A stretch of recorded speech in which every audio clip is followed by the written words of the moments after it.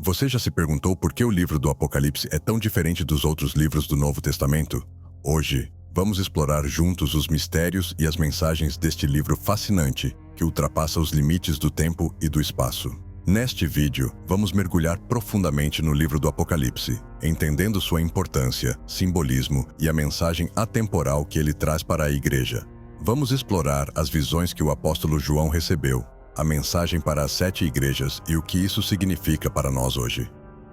Além disso, faremos perguntas ao longo do vídeo para tornar nossa reflexão mais pessoal e enriquecedora. E no final, queremos ouvir suas opiniões e reflexões sobre tudo o que discutirmos. Fique conosco até o final e compartilhe sua experiência nos comentários. O livro do Apocalipse é único em comparação com os outros livros do Novo Testamento. Ele não apenas contém uma mensagem para a igreja do primeiro século, para a qual foi originalmente escrito, mas também possui uma mensagem atemporal para a igreja ao longo das eras, especialmente para aqueles que viverão nos tempos finais e testemunharão o retorno de Cristo à Terra. O Apocalipse é uma obra que ultrapassa os limites do tempo e do espaço, funcionando como um guia espiritual e profético, tanto para os cristãos da época de João, quanto para os que vivem hoje. Este livro serve como um manual para entender os eventos que antecederão o retorno de Cristo, tornando-se uma fonte valiosa de esperança e orientação. Você já se perguntou por que o livro do Apocalipse é tão diferente dos outros livros do Novo Testamento? Este livro especial foi escrito pelo apóstolo João, que também contribuiu com outros 5 livros no Novo Testamento. Este foi o último escrito pouco antes de sua morte. O título deste livro, Apocalipse, vem do evento principal que ele descreve: a aparição de Jesus Cristo para as pessoas que vivem na Terra nos últimos dias. João, o discípulo amado de Jesus, foi escolhido para receber essas revelações divinas. Ele não apenas documentou visões apocalípticas, mas também mensagens diretas às 7 igrejas da Ásia Menor, que representam a igreja como um todo. O termo Apocalipse vem do grego apocalipsis, que significa revelação ou descoberta, sendo a revelação final de Deus para a humanidade centrada na pessoa e na obra de Jesus Cristo. O que você sabe sobre as visões e revelações que João recebeu? Será que elas têm algo a nos ensinar hoje? O trono de Deus foi o ponto focal de muitas das visões relatadas por místicos judeus e videntes apocalípticos, mas o Apocalipse começa com Jesus como revelador. João deveria documentar as coisas que ele tinha visto. João vê um Jesus poderoso, que não se compara a nenhum homem comum. A visão de João é profundamente teocêntrica, focada na soberania e majestade de Deus. No entanto, é também cristocêntrica, pois Jesus é retratado como o agente divino da revelação. Ele é o Cordeiro que foi morto e agora está vivo, digno de abrir os selos do julgamento divino. Apocalipse 5:5-6. Já imaginou como seria testemunhar o retorno de Cristo à Terra? Vamos explorar isso juntos. Antes de João fixar seu olhar em Jesus, ele primeiro ouve sua voz. Em Apocalipse 1:10-13, ele diz: Eu estava no Espírito no dia do Senhor, e ouvi atrás de mim uma voz forte, como de trombeta, que dizia: Escreva em um livro o que você vê e envie-o às 7 igrejas, a Éfeso, Esmirna, Pérgamo, Tiatira, Sardes, Filadélfia e Laodiceia. Aqui, João está no Espírito, uma expressão que indica uma experiência mística ou visionária, em que ele estava especialmente sintonizado com o Espírito Santo. A voz forte como de trombeta é uma alusão ao som sobrenatural que frequentemente acompanha manifestações divinas, como no Monte Sinai. Êxodo 19:16. Como você imagina a aparência de Jesus em toda a sua glória celestial? Você consegue visualizar a descrição de João? Então, eu me virei para ver a voz que falava comigo. E, ao me virar, vi 7 candelabros de ouro. E, no meio dos candelabros, alguém semelhante ao Filho do Homem, vestido com uma túnica que chegava aos pés e com um cinto de ouro ao redor do peito. O cenário que João descreve é cheio de simbolismo. Os 7 candelabros de ouro são explicados mais tarde como as 7 igrejas às quais a revelação é enviada. Apocalipse 1:20. A figura semelhante ao Filho do Homem é uma clara referência a Jesus, que agora aparece em glória celestial. Você já ouviu falar das 7 igrejas mencionadas no Apocalipse? Qual delas você acha que mais se parece com a igreja de hoje? João descreve a voz alta como sendo tão distinta e impressionante quanto o som de uma trombeta. A poderosa voz é a do Alfa e do Ômega, o primeiro e o último, que está no começo e no fim de tudo. Jesus se identifica com esses títulos em Apocalipse 1:18. E sabemos que essa era a voz poderosa de Jesus. O título Primeiro e Último é um título que pertence ao Senhor, o Deus de Israel. O título Alfa e Ômega tem a mesma ideia que primeiro e último. Este é um dos trechos do Novo Testamento onde Jesus claramente se declara como Deus. Podemos apenas imaginar o que passava pela mente de João quando ele ouviu o som da voz. Muito provavelmente, o som da voz que ele ouviu não correspondia perfeitamente à forma como ele se lembrava da voz de Jesus. João a descreveu como de uma trombeta em Apocalipse 1:10. Aqui, Jesus não apenas se revela em glória celestial, mas também faz uma afirmação audaciosa de sua divindade. Ele é o Alfa e o Ômega, o primeiro e o último, títulos que no Antigo Testamento são exclusivos de Deus. Isaías 44:6. Será que estamos vigilantes como Jesus nos pede? Que áreas da nossa vida precisamos examinar e talvez mudar? João então continua. Sua cabeça e seus cabelos eram brancos como lã, brancos como a neve, e seus olhos eram como chama de fogo. Apocalipse 1:14-15. Esta descrição de Jesus é cheia de simbolismo e alusões ao Antigo Testamento. Os cabelos brancos podem simbolizar sabedoria e eternidade, enquanto os olhos, como chamas de fogo, podem representar o julgamento divino e a onisciência. Esta descrição de seus olhos é semelhante à narrativa que obtemos de um anjo no livro de Daniel 10:6. Seus olhos também eram como berilo, com um brilho dourado. Seu rosto tinha a aparência de um relâmpago. Seus olhos eram como tochas flamejantes. Seus braços e pés brilhavam como bronze polido, e o som de suas palavras era como o barulho de uma multidão. Aqui vemos uma intertextualidade rica entre o Apocalipse e o livro de Daniel, outro livro apocalíptico do Antigo Testamento. Ambos descrevem seres celestiais com características semelhantes, reforçando a natureza divina e gloriosa de Jesus. Os símbolos e imagens do Apocalipse podem parecer misteriosos. Qual deles mais te intriga? Por quê? As características angélicas que aparecem nas visões de João de Jesus não o rebaixam ao mesmo nível que os anjos. Pelo contrário, elas provavelmente servem para enfatizar a imensa grandeza de Jesus. Ele não pode ser retratado como menos glorioso do que um anjo glorioso.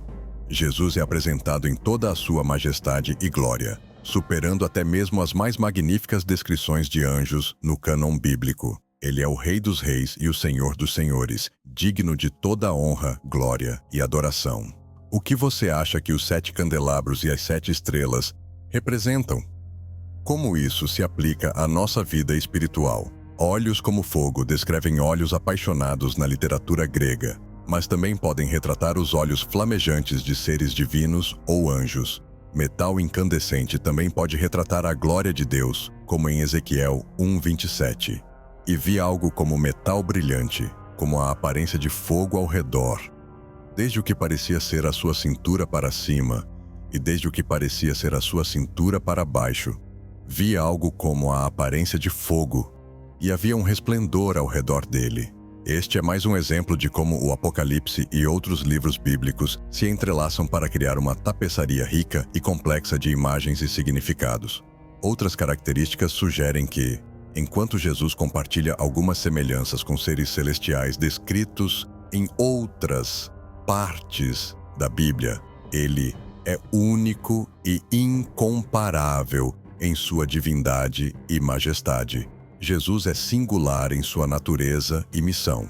Ele é tanto plenamente humano quanto plenamente divino, o único mediador entre Deus e os homens.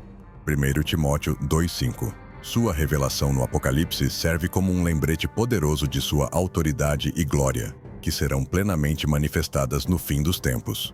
Como você se sente ao pensar no retorno de Jesus? Está preparado para encontrá-lo? João retrata a glória de Jesus como não sendo menor que a de um anjo. Na verdade, é certamente maior que a de um anjo. O rosto de Jesus também brilha como o sol. Textos gregos, às vezes, retratam divindades brilhando como o sol ou como relâmpagos. Textos judaicos fazem o mesmo para anjos e outros, mas também para o próprio Deus. Apocalipse 10:1. Aqui, a descrição de João ecoa a tradição tanto judaica quanto greco-romana, mas ele faz isso para elevar Jesus acima de todas as categorias conhecidas de seres divinos ou celestiais. O brilho do rosto de Jesus é uma manifestação da sua divindade, uma característica que ele compartilha com o Deus de Israel. Então vi outro anjo poderoso descendo do céu, vestido com uma nuvem, com um arco-íris sobre sua cabeça. Seu rosto era como o sol e suas pernas como colunas de fogo. Apocalipse 10:1.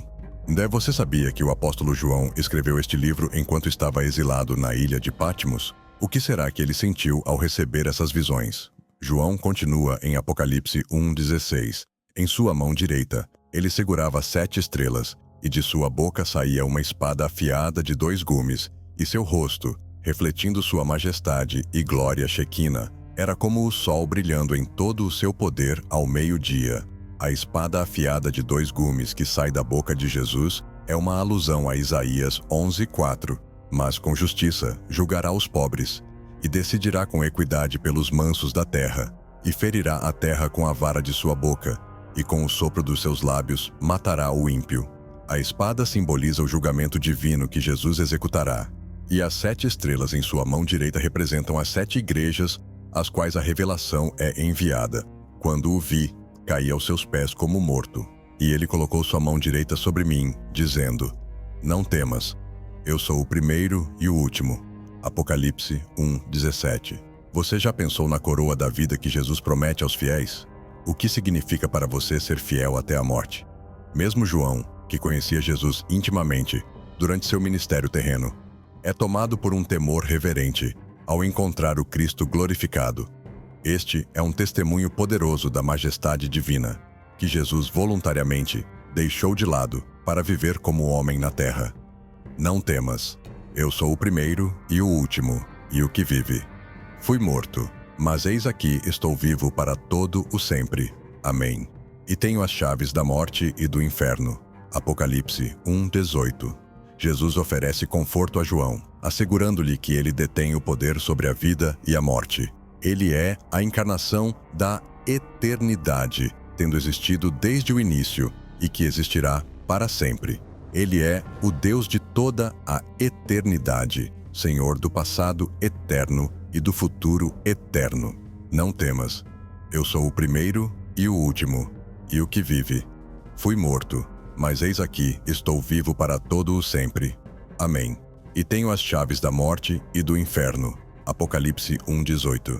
Aqui, Jesus se identifica com 3 títulos. Ele é o primeiro e o último, o Deus de toda a eternidade.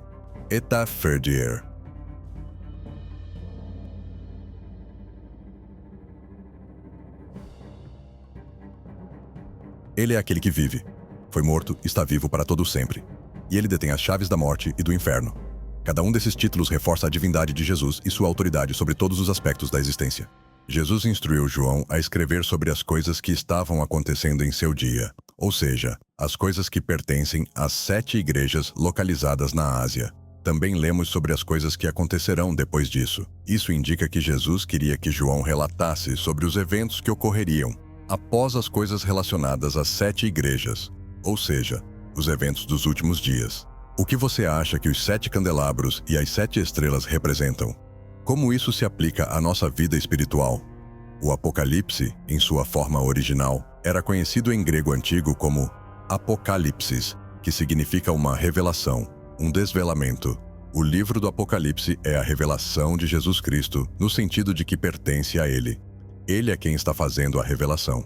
Jesus é a pessoa sobre a qual o livro nos fala. As 7 igrejas do Apocalipse são o destinatário desta revelação. Jesus Cristo apareceu a João em uma visão. Ele revelou eventos futuros distantes e deu a João mensagens para cada uma das 7 igrejas da Ásia Menor. O Apocalipse não é apenas um livro de profecias sobre o fim dos tempos. É, acima de tudo, uma revelação de quem Jesus Cristo é. Ele é o Alfa e o Ômega, o início e o fim de todas as coisas. Ele é o Senhor da história e o Salvador da humanidade. E é Ele quem detém as chaves para o nosso futuro eterno. Qual mensagem você acha que Jesus daria à nossa igreja hoje? Será que temos algo em comum com essas igrejas? As cartas do Senhor, repletas de palavras de incentivo e correção, oferecem uma promessa àquele que vencer. Mesmo hoje, elas identificam os tipos de dificuldades que os cristãos enfrentam e nos ensinam como superar a adversidade. Essas cartas às 7 igrejas são como um espelho para a igreja. Elas revelam não apenas os desafios da época, mas também os princípios eternos que os seguidores de Cristo devem aplicar em suas vidas. Ao anjo da igreja em Éfeso escreve: "Estas coisas diz aquele que detém as 7 estrelas na sua mão direita, que anda no meio dos 7 candelabros de ouro. Conheço as tuas obras e o teu trabalho e a tua perseverança, e sei que não podes suportar os maus." Apocalipse 2, 1, 2. É apenas portar Deus em sua vida? Como isso te ajudou a crescer espiritualmente? A igreja em Éfeso é elogiada por sua diligência e perseverança, mas também é repreendido. O Jesus que anda entre os candelabros de ouro está atento à condição espiritual de cada igreja. Tenho contra ti que deixaste o teu primeiro amor. Lembra-te, pois, de onde caíste, e arrepende-te e pratica as primeiras obras. Senão, brevemente virei a ti, e removerei do seu lugar o teu candelabro, se não te arrependeres. Apocalipse 2, 4, 5. A igreja de Éfeso é advertida de forma severa. Eles são instruídos a se lembrar de seu primeiro amor por Cristo e a retornar a Ele. Esta é uma lição vital para todas as igrejas. A importância de manter um relacionamento amoroso e íntimo com Jesus Cristo.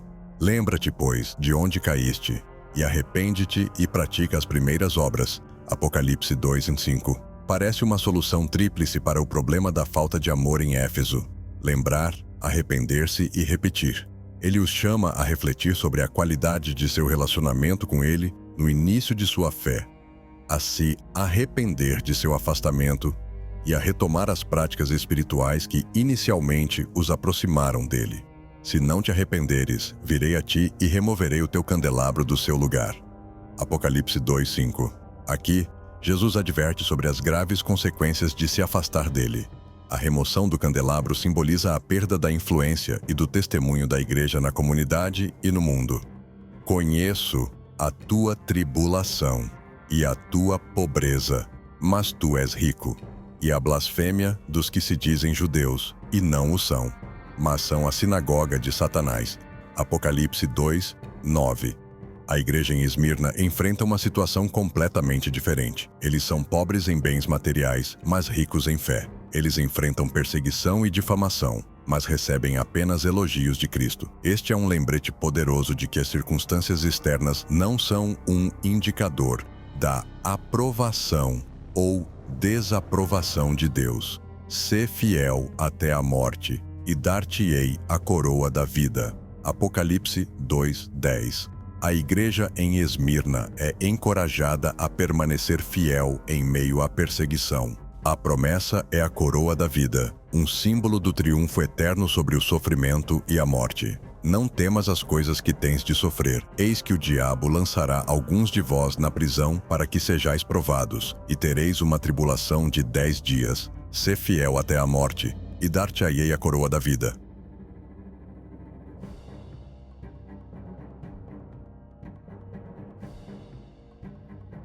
Apocalipse 2:10. A igreja em Esmirna vive em um ambiente hostil, onde a perseguição é uma ocorrência diária. No entanto, eles são lembrados de que sua fidelidade será recompensada no céu. Este é um lembrete para todos os cristãos de que a fidelidade a Cristo pode exigir sacrifícios, mas esses sacrifícios não são em vão. Quem nos separará do amor de Cristo? Será tribulação, ou angústia, ou perseguição, ou fome, ou nudez, ou perigo, ou espada. Romanos 8, Tinkis, Tentiu, Ascension. Aqui, Paulo, em sua carta aos Romanos, nos lembra que nada pode nos separar do amor de Deus, que está em Cristo Jesus. Esta é uma verdade eterna que deve ser o alicerce da fé de cada cristão, especialmente em tempos de adversidade. O medo é uma resposta humana natural, mas vivemos vidas sobrenaturais por causa do poder de Cristo em nós. Sê fiel até a morte, e eu te darei a coroada vida. Apocalipse 2:2.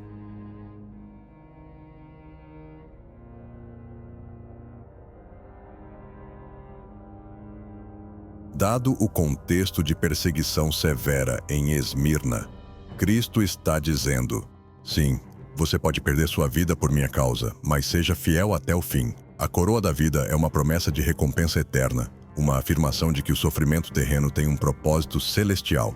Qual parte dessa mensagem mais te emocionou ou te fez refletir? Deixe seu comentário abaixo e compartilhe sua experiência conosco. Pérgamo, a igreja comprometida. Apocalipse 2:12-17. Era uma igreja que vivia onde o trono de Satanás estava localizado. No entanto, eles mantiveram sua fé mesmo sob a ameaça de martírio. Mas Cristo tem algumas coisas contra eles. Eles toleraram falsas doutrinas e práticas idólatras em sua congregação. Assim, também vocês têm os que mantêm a doutrina dos nicolaítas, o que eu odeio. Arrepende-te, senão virei em breve até você e lutarei contra eles com a espada da minha boca. Aqui, Jesus adverte a igreja em Pérgamo sobre as graves consequências de tolerar falsas doutrinas e práticas pecaminosas. Ele os chama ao arrependimento e à pureza doutrinária, sob pena de julgamento divino. Neste berço de atividade pagã, professar fé em Jesus Cristo tinha consequências terríveis. A própria existência da igreja demonstrava convicção e coragem, mas a idolatria havia se infiltrado em sua congregação. A igreja em Pérgamo estava situada em um ambiente altamente hostil ao cristianismo. No entanto, eles conseguiram manter sua fé, o que é um testemunho de sua resiliência e coragem. Mas a infiltração de práticas idólatras e doutrinas falsas em sua congregação era uma mancha em seu testemunho. Será que estamos vigilantes, como Jesus nos pede? Que áreas da nossa vida precisamos examinar e talvez mudar? Os cristãos não são chamados para serem combativos ou antagonistas, mas há uma maneira melhor do que a igreja de Pérgamo: manter uma identidade distinta. A igreja hoje enfrenta o desafio de manter sua identidade cristã em um mundo cada vez mais secularizado. A tentação de comprometer a verdade do evangelho para se adequar à cultura predominante é grande, mas como a igreja em Pérgamo nos mostra, o compromisso não é uma opção.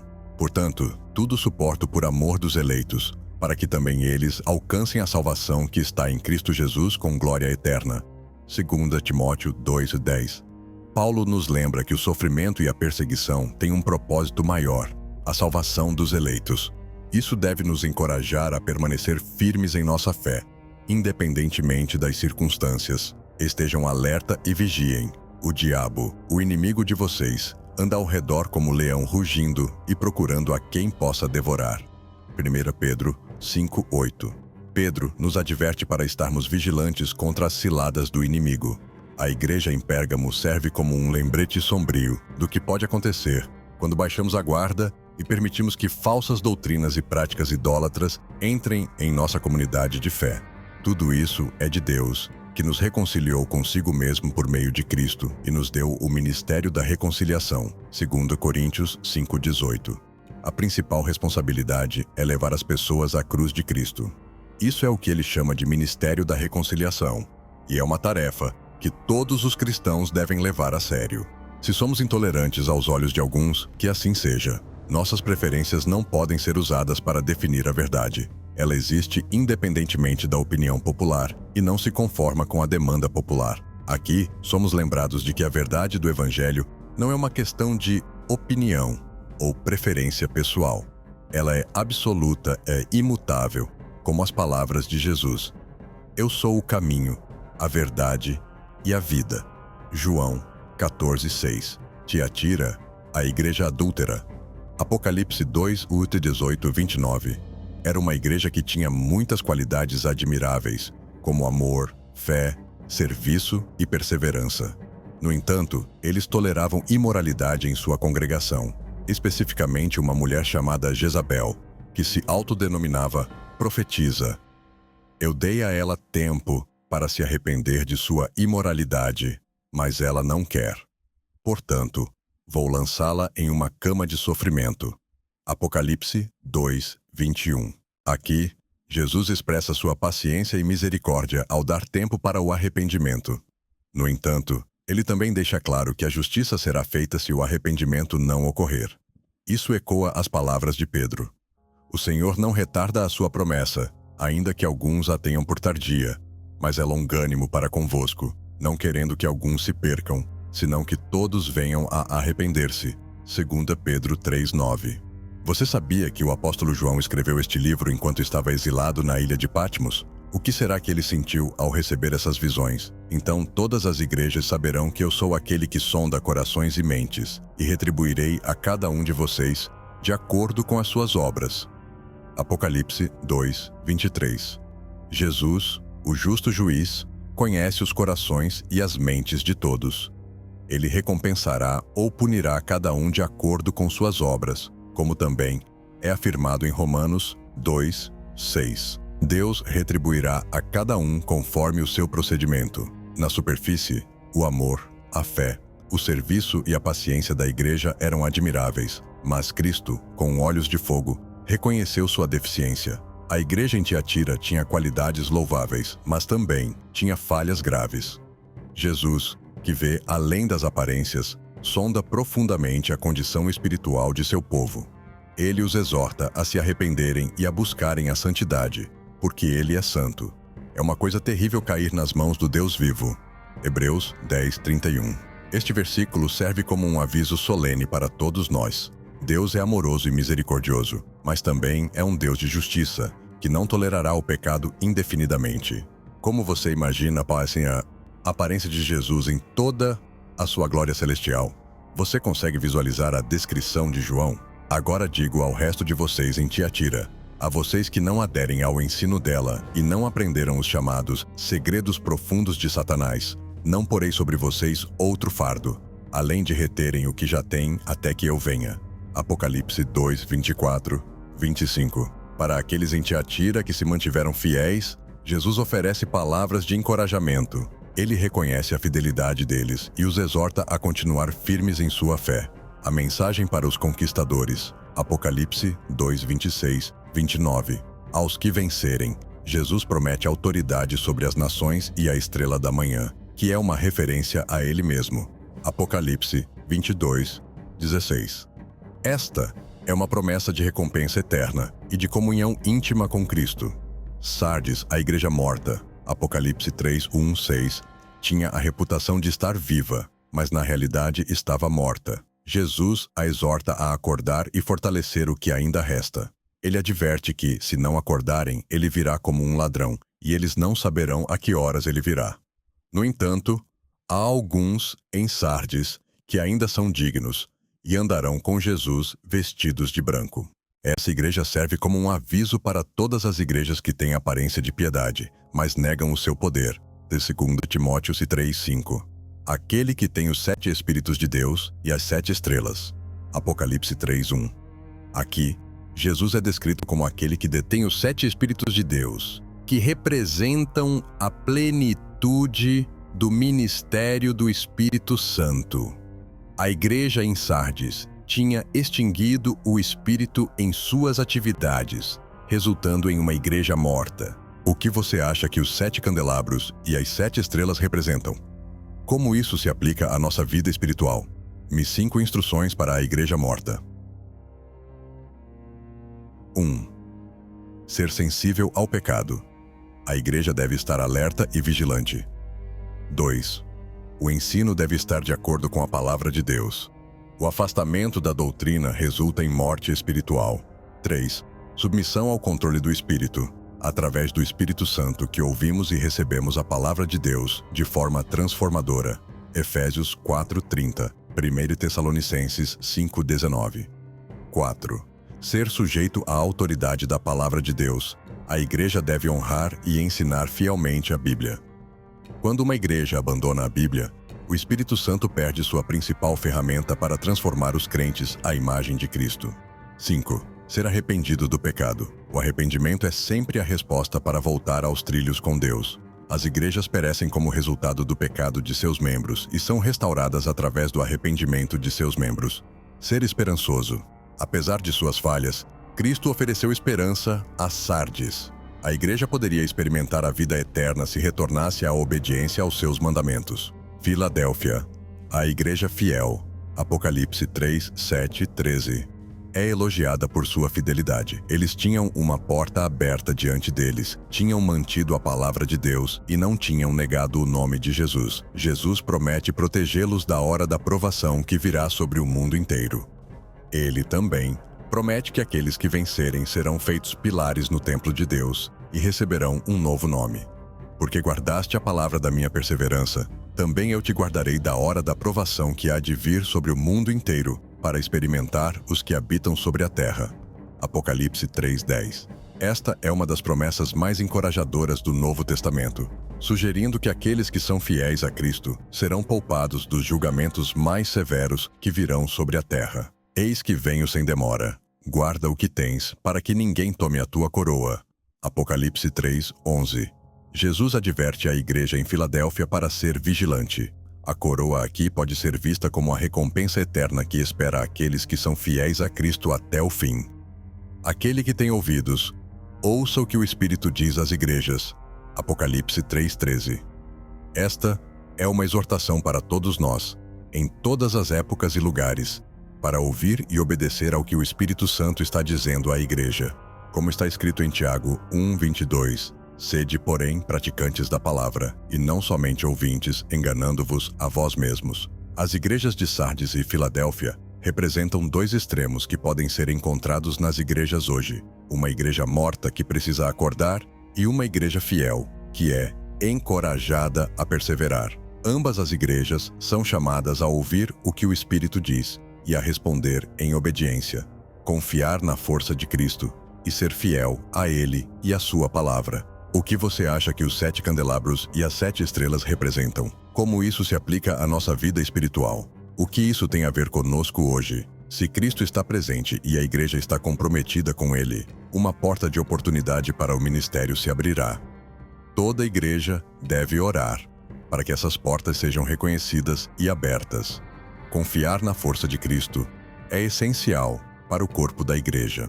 Nossa obediência à palavra de Deus é fundamental para o testemunho cristão e para a eficácia do ministério. Manter-se fiel à palavra de Deus é vital para a saúde espiritual da igreja e para o cumprimento de sua missão no mundo. Escreva ao anjo da igreja em Laodiceia. Apocalipse 3, 14, 22. A igreja de Laodiceia era a igreja morna, que nem era quente nem fria. Eles achavam que eram ricos e não precisavam de nada, mas na verdade eram pobres, cegos e nus. Jesus os aconselha a comprar ouro refinado pelo fogo, vestes brancas para cobrir sua nudez e colírio para curar sua cegueira espiritual. Ele também os exorta a serem zelosos e a se arrependerem. Aqueles que eu amo, eu repreendo e disciplino. Portanto, seja zeloso e arrependa-se. Apocalipse 3:19. Este versículo revela o coração amoroso de Jesus. Sua repreensão e disciplina são um sinal de seu amor, e ele chama sua igreja a um arrependimento zeloso. Como está escrito em Hebreus 12:6. Pois o Senhor disciplina quem ama e castiga todo aquele a quem aceita como filho. Qual parte dessa mensagem mais te emocionou ou te fez refletir? Deixe seu comentário abaixo e compartilhe sua experiência conosco. Eu repreendo e castigo a todos quantos amo. Sê, pois, zeloso e arrepende-te. Apocalipse 3:19. Aqui, vemos o amor disciplinador de Cristo. Ele não nos deixa em nosso pecado, mas nos chama ao arrependimento, porque Ele deseja nossa santificação e nosso bem-estar eterno. Eis que estou à porta e bato. Se alguém ouvir a minha voz e abrir a porta, entrarei e cearei com ele, e ele comigo. Apocalipse 3:20. Esta é uma das imagens mais ternas e comoventes de toda a Bíblia. Jesus se coloca à porta do nosso coração, esperando pacientemente para ser convidado a entrar.